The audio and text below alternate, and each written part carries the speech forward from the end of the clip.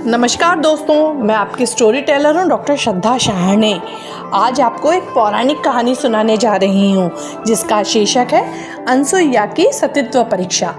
यदि आपको यह कहानी सुनने में अच्छी लगे तो ज़रूर किसी पास की लाइब्रेरी में जाकर किसी साहित्यिक कृति में पढ़ने का प्रयास कीजिएगा, क्योंकि किताबों से की गई आपकी दोस्ती आपके जीवन को सुंदर, सफल और बेहतरीन बनाने में मददगार रहेगी।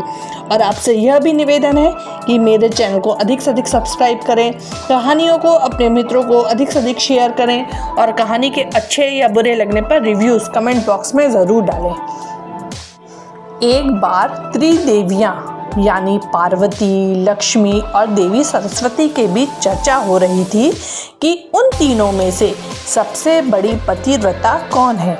तभी वहाँ नारद जी पहुँच गए और उन्होंने बताया कि पूरे ब्रह्मांड में अगर कोई महान पतिव्रता स्त्री है तो वह ऋषि अत्रि की पत्नी देवी अनसुईया है। तब उनकी परीक्षा लेने के लिए तीनों देवियों ने अपने अपने पतियों को देवी अनसुईया की परीक्षा लेने के लिए भेजा। विशेष आग्रह पर ब्रह्मा, विष्णु और शिव जी ने सती अनसुईया के सतीत्व और बौद्धिक क्षमता की परीक्षा लेने का विचार किया। एक दिन त्रिदेव ऋषि अत्रि की अनुपस्थिति में ऋषि का रूप धारण कर अनसुईया के आश्रम में पहुँचे और भिक्षा मांगने लगे।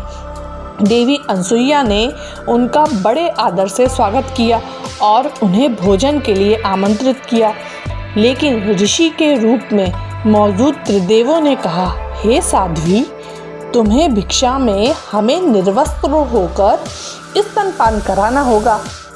देवी अनसुईया ऋषियों की बात पर हैरान रह गई, लेकिन गंभीरता पूर्वक योग बल से जान लिया कि तीनों ऋषि कोई सामान्य व्यक्ति नहीं बल्कि त्रिदेव हैं।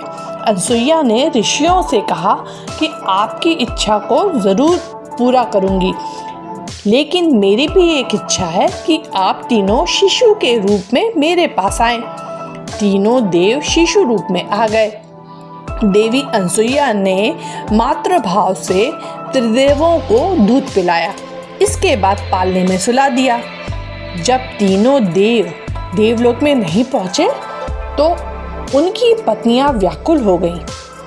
इसके बाद त्रिदेवियां नारद जी के साथ देवी अनसुईया के पास पहुंची और उनसे क्षमा मांगी। इसके बाद देवी अनसुईया ने तीनों देवों को अपने वास्तविक रूप में लौटने के लिए कहा। तीनों देव वास्तविक रूप में आ गए।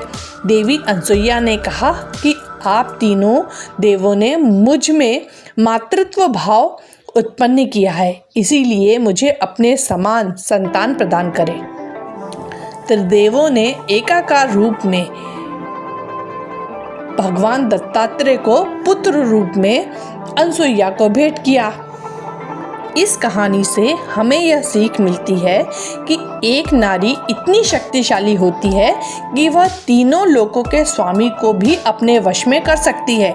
यदि आपको यह कहानी सुनने में अच्छी लगी हो तो ज़रूर इसे अपने मित्रों को शेयर कीजिएगा। धन्यवाद।